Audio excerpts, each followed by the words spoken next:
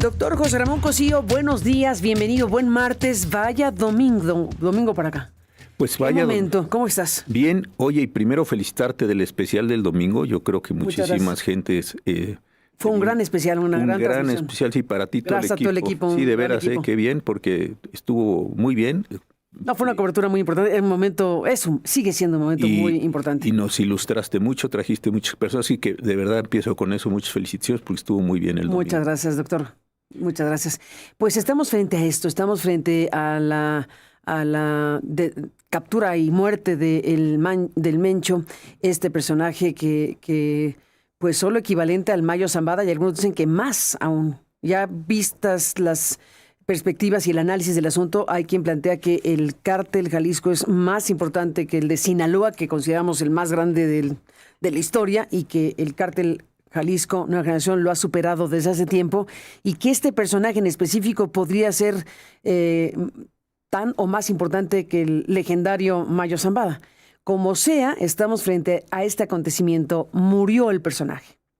¿Qué decir al respecto? Pues mira, yo creo que primero empezaría por el mismo orden que tú. El orden internacional, la presencia internacional del cártel Jalisco, me parece que es algo en lo que debemos detenernos. ¿Por qué? Porque de todos los informes que se han estado dando, la presencia que tiene prácticamente en todos los continentes, en todo el mundo, esto es muy grande. Sabíamos que otros cárteles, que el Chapo tenía reuniones, que el Mayo tenía alianzas, etcétera, pero esta dimensión que ha adquirido este cártel es brutal. Me parece que sí es un asunto importantísimo. Segundo, una vez que estaba capturado y que probablemente ellos sabían por las heridas o por el traslado que no lo iban a poder rescatar, porque te acuerdas que el primero, lo decía el general Trevilla ayer, lo quisimos llevar a Guadalajara, pero cuando nos dimos cuenta que estaba muerto, preferimos llevarlo a Michoacán, al aeropuerto de Morelia, y después trasladarlo en un avión, ya no en un helicóptero, en un avión a Ciudad de México, porque era un cadáver. Entonces yo creo que ahí sabían ya el cártel Jalisco que no iban a poderlo recuperar, como en el caso del Culiacanazo. Entonces, prenderle fuego a 280 puntos, que es lo que más o menos se calculaba el día de ayer, y haber ocupado esta extensión territorial, yo creo que ya no era una operación de rescate, sino una muestra de poder. Y me parece que fue una muestra de poder muy poderosa. No es que estemos de acuerdo con eso, pero uno no puede dejar de reconocer los fenómenos. Tú lo viste, varias redes que se dedican a esto estaban prendiendo los puntos del país y realmente estabas desde Tamaulipas hasta Cancún, pasado Quintana Roo, pasabas por todas. Nunca había pasado una cosa así en tantos lugares simultáneamente en el territorio nacional. Entonces eso te está demostrando que sí es un cárcel con presencia internacional, con presencia nacional, y yo creo que sí había alcanzado ya una estructura mucho mayor, y después de todos los conflictos entre los mayitos, los chapitos, todo lo que conocemos, me parece que sí se estaba quedando ya con una condición muy grande. Me parece que entonces sí es una demostración de fuerza, de una extensión increíblemente grande, y me parece que sí, en esa estructura lo tiene. Ahora, también hay una cosa que se ha estado comentando, tú lo has comentado aquí en varias ocasiones, y es que la manera en que el cártel Jalisco Nueva Generación operaba es una manera distinta a la de los otros cárteles. No había una estructura familiar, no había una estructura hereditaria, sino que era, voy a usar esta analogía, el otorgamiento de algunas franquicias. Entonces operaba con un esquema, digamos, corporativo, más moderno o mejor integrado. Entonces dabas tú la plaza, cobrabas cierto derecho de piso a esos grupos delincuenciales, y entonces ibas teniendo una integración. Algo muy interesante que yo no lo había visto con otros casos es la detención de Diego Rivera, el alcalde de Tequila, que decía: le tengo que pagar al cártel 40 millones de pesos anuales. Entonces es otra forma de operaciones, y esto sí me parece que más allá de la muerte de Nemesio Oseguera, lo que estamos y lo que tenemos que observa es que es una estructura muy grande, muy extendida, además, y adicionalmente me parece que ha penetrado o tiene que haber penetrado una enorme cantidad de estructuras políticas, económicas, financieras, comerciales, policiales, judiciales. Es decir, que no es un asunto simple y sencillamente donde decapitas a una persona en sentido figurado, desde luego. de una organización, y esto genera una tranquilidad. Creo que lo que han dicho desde el domingo, tú lo pusiste y lo han señalado muchos otros comentaristas, es que vamos a enfrentar una reestructuración muy grande. Y yo pensaba una analogía con mucha franqueza y con mucho, bueno, cuando en la batalla de Trafalgar mataron en el buque Victoria al almirante Nelson, pues la flota británica siguió siendo una gran flota británica y dominó los siguientes 100 años en los mares de todo el mundo. Entonces, vaya comparación. Entonces, la muerte de Nelson fue muy grave, muy importante, muchas cosas, pero fue la muerte de Nelson, no la culminación ni la terminación de la flota imperial británica. Entonces, creo que esto es lo que tenemos que tomar como una analogía. Muerto Nemesio, que era una operación que se tenía que realizar por diversas razones, bueno, es la muerte de Nemesio, pero no es la terminación del cártel. Ahí me parece que hay un aspecto. Y el segundo, que es bien interesante, tú y yo hemos estado comentando en varios programas a esta forma donde México le estuvo mandando en calidad de expulsados, que no de extraditados, a 93, 94 personas, algunos en la cárcel, algunos procesados, algunos en distintas condiciones. Pero si nos fijamos, estas eran personas que ya habían sido detenidas por el Estado mexicano, y déjame ponerlo también en una analogía, que el Estado mexicano lo tributaba al presidente de los Estados Unidos. Aquí ya no. Este es un caso donde sí me parece, como lo han dicho distintos analistas, que hay un punto de inflexión. Ya no son los que yo tenía detenidos, es una persona por la que tú estabas pagando una recompensa de muchos millones de dólares. Estás además haciendo una operación muy grande, y así haya sido con fuerzas mexicanas, cosa que es muy importante, fueron por un objetivo vivo, señalado por los Estados Unidos. Es decir, no sacaron gente de la cárcel para mandársela a Estados Unidos. Yo creo que ahí hay un cambio de signo súper importante. Muy importante. Y lo tenemos que ver de esa manera.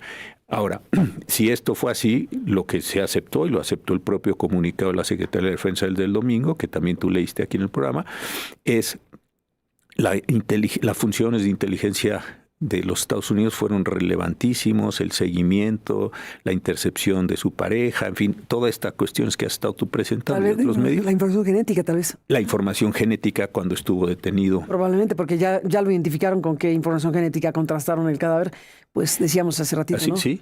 Que esa información pudo tenerla Estados Unidos, ¿no? Sí. Por haber sido detenido el personaje. Claro, porque revisando la historia de él entró a los Estados Unidos muy joven y fue detenido en varias ocasiones por diversos delitos. En aquel entonces tenía que ver sobre todo posesión de armas, estaba fichado.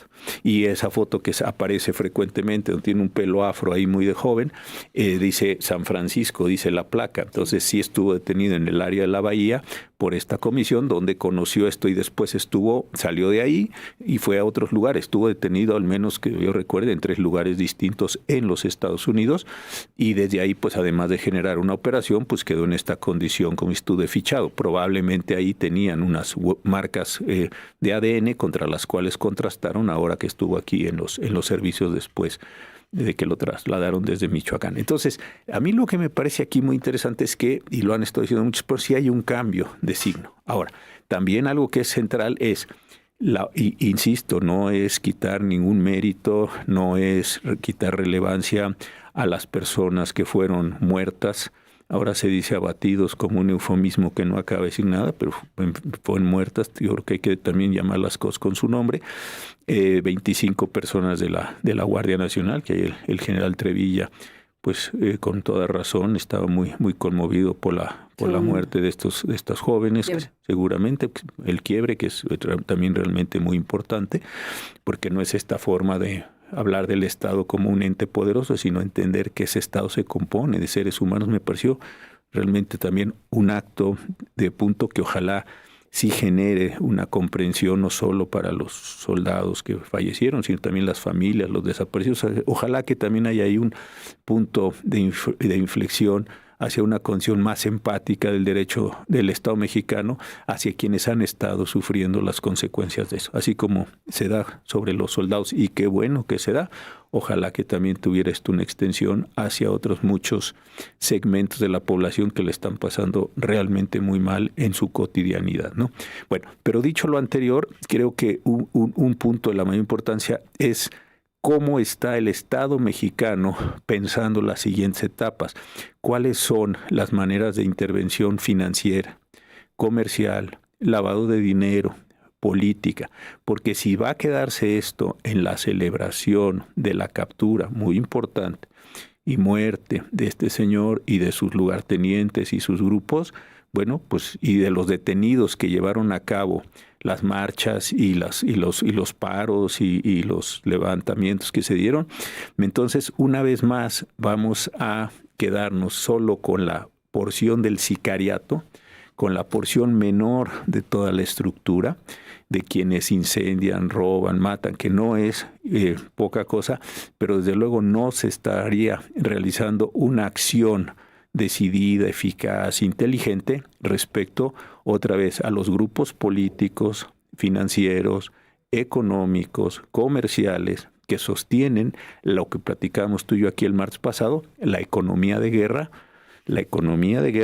del cártel Jalisco Nueva Generación y de otros cárteles. Si no se afecta a eso, la verdad es que, como lo decía yo con el almirante Nelson, murió el almirante Nelson, pongámosle a la plaza de Trafalgar, hagamos un enorme monumento, y después de eso, ¿qué? Bueno, después de eso la flota británica siguió navegando por todo el mundo. Esta para mí es una imagen que me permite decir, si no hay ese acompañamiento de judicialización, carpetas, servicios forenses, entonces es un descabezamiento y una reconstitución del grupo. Pues está medio en sintonía contigo Donald Trump, me parece. Me parece, porque la frase que usó ayer, una sola frase, México, con signos de admiración, México debe intensificar sus esfuerzos contra los cárteles y las drogas. Y esto lo hizo tras hacer eco de una entrevista del director de la DEA, Derek Maltz. Entonces, bueno, pues lo reprodujo el asunto, pero él pone esta frase. México debe intensificar sus esfuerzos contra los cárteles y las drogas. Y estoy de acuerdo contigo, y en este caso con Trump, porque al final de cuentas es sumamente importante, no hay la menor duda, la caída del Mencho. Es un asunto enorme. Gigante. Pero si se queda en este tramo de la historia, pues va a pasar lo que tú dijiste. Sí. Entonces, ¿qué tendría que suceder en términos prácticos en lo inmediato, en el inmediato y largo plazo? Para un país como México, ¿qué tipo de cosas tendrían que ocurrir realmente? Yo alguna vez leí una biografía de una señora Virginia que fue pareja también de Pablo Escobar. Sí. Y ella, ¿te acuerdas que era una señora que conducía noticias en Colombia y que acabó vinculada con él? Se llamaba el libro, me parece que Amando a Pablo, odiando a Escobar, alguna cuestión así. Y ella hacía una referencia que me pareció muy, muy inteligente. La forma donde Pablo Escobar se empezó a preocupar es cuando le empezaron a cortar el dinero. Dice, ese fue el momento en que empezó. ¿Por qué? Dice, porque lo que realmente sostiene estas actividades son recursos financieros ilimitados. Muchísimo efectivo que está fluyendo. Decía, si se detienen a un camión o detienen a unas personas, tú no le vas a decir, ella lo decía en el libro, fíjese que yo tengo un rancho, fíjese que yo tengo muchas cosas. Aquí se paga en efectivo y se permite la operación o no. Me pareció era muy, muy interesante. Muy directa. Muy inteligente y muy inteligente. Era una señora que había sido muy importante en las noticias de Colombia. No me acuerdo en qué programa, etcétera. Me acuerdo de eso. Bueno, entonces creo que aquí tendría esto que estar acompañado con una labor de inteligencia financiera, con una labor también, no solo, insisto, de observar que el fenómeno es el sicariato, que son los halconcillos, que son las personas que portan armas. Mantener eso. Porque si estas personas comen 3 veces al día, tienen un salario, tienen que transportarse, tienen que recibir una enorme cantidad de municiones, tienen que comprar las armas que ayer vimos, estas que el cártel Jalisco, a diferencia de otros cárteles, nos mostraban, sus camiones, camiones blindados, todo eso cuesta muchísimo dinero y esa es una labor que se tiene que estar financiando todos los días. La vez pasada recordamos aquí tú y yo que las operaciones militares son en rigor operaciones, enfrentamientos financiamientos, inteligencia y proveeduría o logística. Si no cortas la logística, si no cortas la proveeduría, pues entonces se sigue reproduciendo. Me parece que debía ser hoy, con todas las instituciones financieras mexicanas, con todos los convenios de información que existen con Estados Unidos, con todas las redes de información, decir cómo vamos a desmontar toda esa condición financiera. Y al mismo tiempo sí tendrías que tener un plan de prevención por una razón, porque en la medida que se vayan secando o cerrando las fuentes de financiamiento, van a buscar financiarse por otras maneras, y estas maneras pueden ser lo que ha sido siempre en los procesos de guerra, mediante secuestros, mediante el incremento de extorsiones, derechos de piso, robos, etcétera, asaltos, etcétera. Entonces sí creo que tiene que haber un programa como mucho más integral. No hay que quitarle ningún mérito a lo que aconteció el domingo, ninguno, porque también la agencia le están escamoteando a la presidenta Sheinbaum, al secretario de la Defensa, al secretario de Marina, al secretario de Seguridad. Nadie está diciendo eso, pero si no va acompañado de una acción integral, se va a quedar en un evento que va a decir, bueno, murió el Mencho, pero el Cártel Jalisco de una manera distinta o de varias maneras, mediante una unidad, si es que la logran, mediante una fragmentación, mediante la autonomía de lo que hoy son franquicias, etcétera, va a seguir operando, y quién sabe en qué condiciones, si se van a disputar el poder, si va a venir más violencia sobre la ciudadanía, si va a haber más mecanismos de extracción de riqueza. Creo que ahí es donde está el verdadero problema en este momento. Entonces creo que si no se cierran las fuentes de financiamiento por un solo caso y se empiezan a judicializar los casos, en este sentido no. Y ahí otra vez regresamos. Hace mucho tiempo que la Fiscalía General de la República, que las fiscalías locales, que los servicios periciales no han hecho labores de reestructuración. Es decir, o lo ves esto desde una integridad o integralidad, más bien una integralidad, o al final del día, pues sí, es un episodio extraordinariamente importante, pero en 15 días estamos en más de lo mismo. Ahí está el gran tema en este momento, sin la menor duda. Y bueno, para no dejar el dato sin precisar, se trata de Virginia Vallejo. Virginia Vallejo, que fue la más popular presentadora de televisión de Pablo Escobar Gaviria. Así es. Mientras que él era el narcotraficante más buscado del planeta, ella era una muy importante y popular presentadora de televisión, y tuvieron un romance de 5 años. Y durante esos 5 años, pues ella vivió la experiencia y luego lo cuenta en este libro que tú estás diciendo que es Amando a Pablo, odiando a Escobar. Y ahí en esa frase, es decir, cuando Pablo se empieza a preocupar, cuando empieza a entrar, es cuando le empiezan a cortar todas las fuentes de financiamiento, el dinero. Uh-huh. O sea que las verdaderas investigaciones... Bueno, a ver, ¿y dónde está el dinero? Porque aquí hay varios circuitos de dinero. Hay dinero en efectivo, que el manejo es bastante complicado, ¿no? Pero hay dinero ya... Hay diferentes tipos de dineros criminales, ¿no? Hay dineros que se pagan en efectivo, fajo, ¿no? Sí. En fajo y en bonche y en maletas. Sí. Y hay dinero que circula en los circuitos internacionales más destacados. Y sin duda alguna. Y de esa parte no hay una... Y si le cortas el dinero, ¿cuál cortarías? ¿El de los circuitos financieros internacionales? Yo creo que tienes que cortar los dos. Los dos. ¿Por qué? Porque uno es el efectivo, es el día a día, el pago, ¿no? Tienes que llegar a una gasolinería y pues, te da igual si tienes una cuenta en Suiza o no. Sí, ahí hay que pagar al señor, o hay que robar, etcétera. Entonces son como muy distintos. La lana que entra, que se va lavando en un montón de operaciones inmobiliarias, comerciales, ¿no? Estos lugares que están ahí, que tienen unos precios bajísimos, o que uno diría, bueno, ese lugar debe estar operando con unas pérdidas enormes. No, si no se trata de ganar dinero con el restaurante, se trata de lavar dinero. Lavar dinero en el restaurante, sí. No hay nadie en el restaurante lujosísimo. Lujoso, y dice, hay 2 personas allí, dice uno, bueno, pues quién sé qué será esto. Y entonces todos estos mecanismos, me parece, lugares de robo de mercancía, se roban mercancía en camiones, hagámonos la pregunta, oiga, ¿y esa mercancía que se roban, en dónde se vende? Porque evidentemente no es una mercancía que se robe para el consumo de la propia delincuencia, es una mercancía que se roba y que la delincuencia quiere colocar para tener otras formas de obtención de dinero. Entonces, ahí me parece que hay toda una estructura que si no se toca en esos aspectos, insisto, pues se van a seguir comprando armas, municiones. Viste lo que había ahí que salió en alguno de los noticieros, ese misil que costaba $4,000. Un portafolio ahí, yo vi la fotografía, no sé si es verdad o no, pero la vi en la televisión, dije, ¿Cómo? $4,000.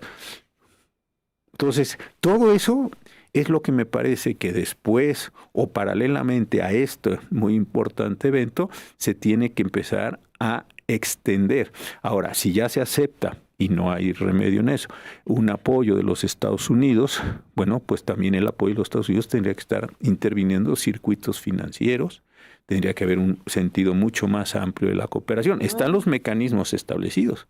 Lo que pasa es que tampoco sabemos si quieren entrar a esos mecanismos establecidos, porque algunos de ellos están en negocios lícitos. Entonces también si vamos a intervenir bancos. Acuérdate, hace unos meses cuando se intervinieron los 3 fideicomisos grandes aquí en México, o estas 3 instituciones financieras fiduciarias, también fue un golpazo. Entonces, sí, no hemos tenido una mayor investigación de eso. No, quedó ahí en que se cerraron y con permiso, ¿eh? Y que si el ingeniero... ¿Qué pasó ahí? Que si el ingeniero Romo y que si no, Héctor y... ¿En qué quedó?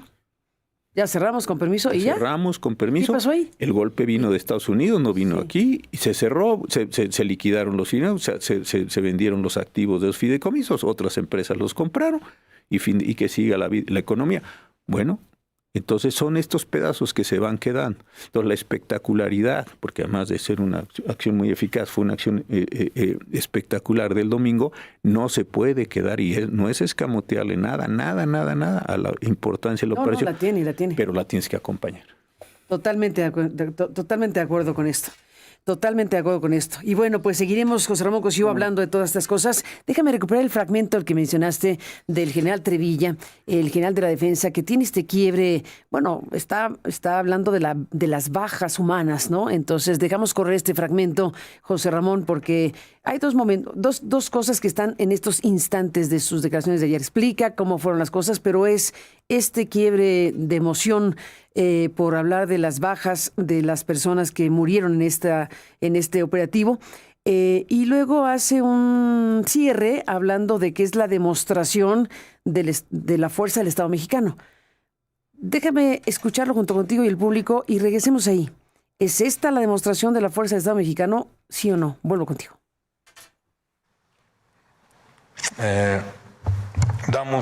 Aprovecho primero para dar el pésame a las familias de nuestros compañeros que perdieron la vida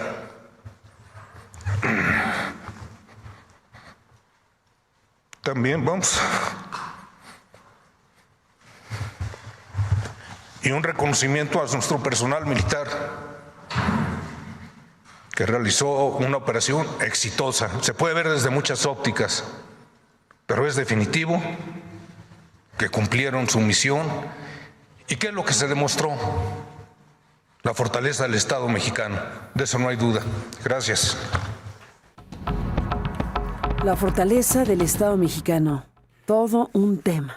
Mira, yo creo que desde luego la primera parte, pues yo creo que a todos nos conmovió mucho, ¿no? Es difícil ver a personas tan entrenadas, desde luego el general Trevilla, como los militares que están en esas posiciones, pasaron por el Colegio Nacional, tienen una doctrina, tienen un entrenamiento seguramente. El Colegio Militar. El Colegio Nacional es donde estás tú. Colegio Militar, gracias. Son dos colegios.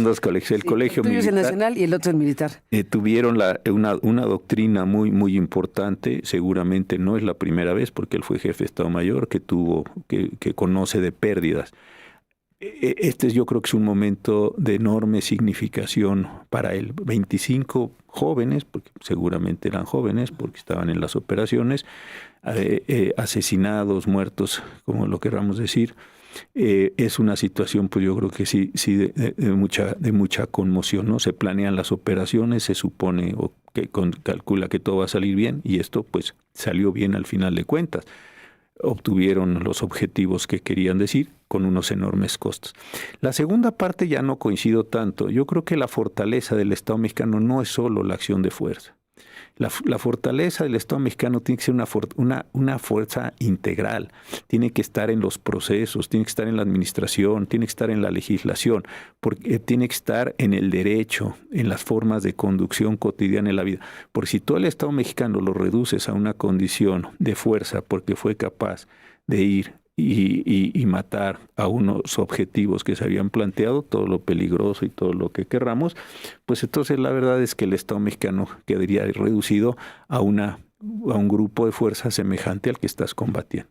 Yo creo que si de verdad quisiéramos ver la fuerza del Estado mexicano, como una integridad, además de los actos de fuerza como el que vimos, tendrías que ver los actos de detención, los actos de desmantelamiento, los actos de apoderamiento, los actos de extinción de dominio, es decir, la gama de herramientas jurídicas con las que cuenta el Estado mexicano para desplegar toda su acción. Eso creo que sí tiene sentido. Ahora, lo entiendo en el momento de la emoción, pues qué otra cosa podría decir si te están reportando que 25 de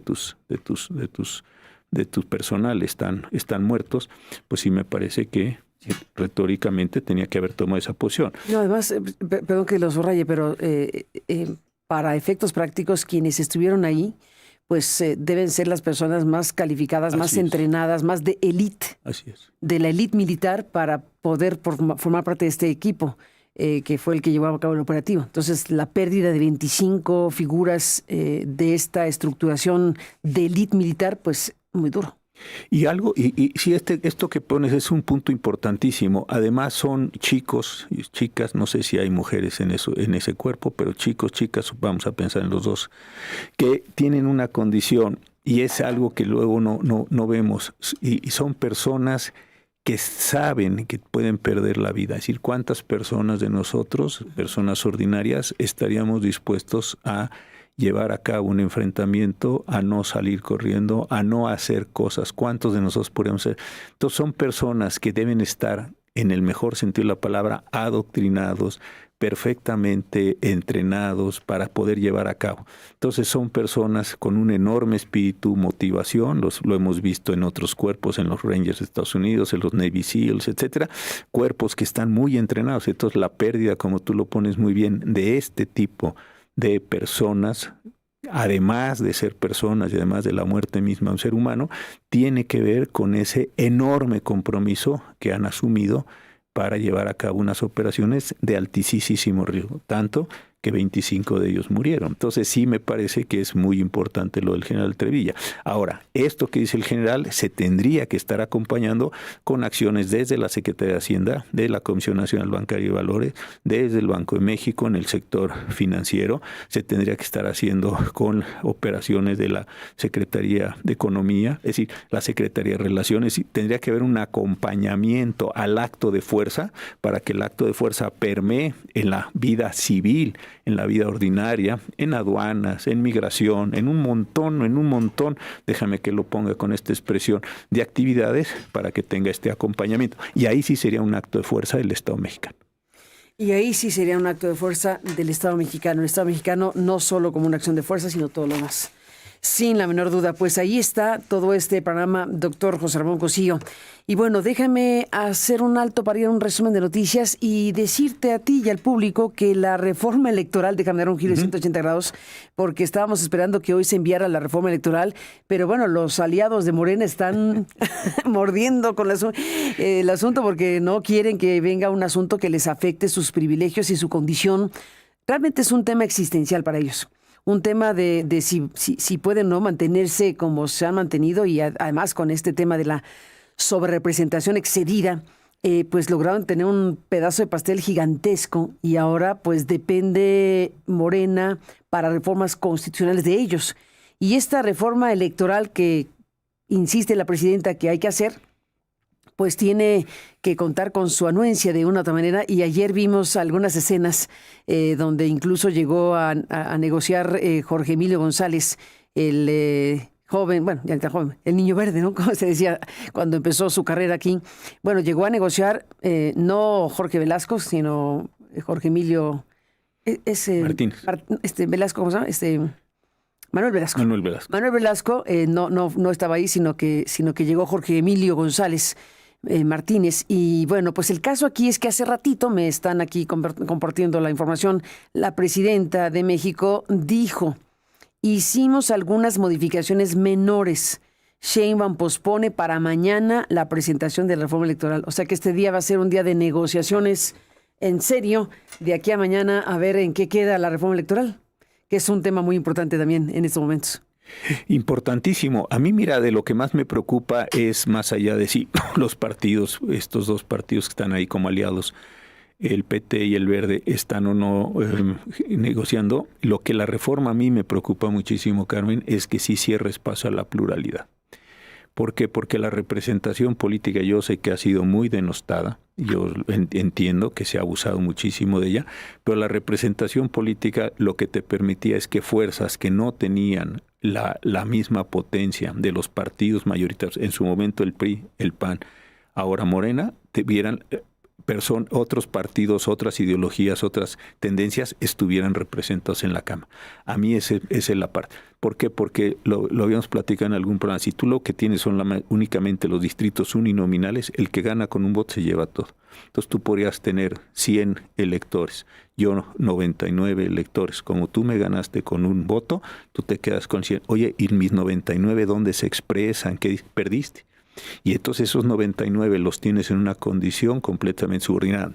La representación proporcional es un mecanismo de compensación para decir, vas a estar en una condición mayoritaria, pero te tenemos que oír. Existes. Y en los procesos electorales, en los procesos parlamentarios, opina, levanta la mano, reserva artículos, da argumentos, parlamenta, y eso me parece que la reforma podría tener eso. Y no pensamiento único, ¿no? Y no un pensamiento único, claro. Entonces, eso, yo sé que en este momento mucha gente va a decir, híjole, no son los mejores validadores de estos, el Verde y el PT, pero pues al menos ahí están tratando de... ¿Qué te parece? ¿Qué te parece? ¿Quién nos dijera que el Verde y el PT son los que están ahí dando su batalla para efectos tratándose la democracia en su conjunto, pero Sí. resulta que depende del PT y el Verde por su propia condición de beneficiarios históricos de una situación. Vaya paradoja. Vaya paradoja. Vaya paradoja. Doctor José Ramón Cosío, muchísimas gracias por estar aquí. Carmen.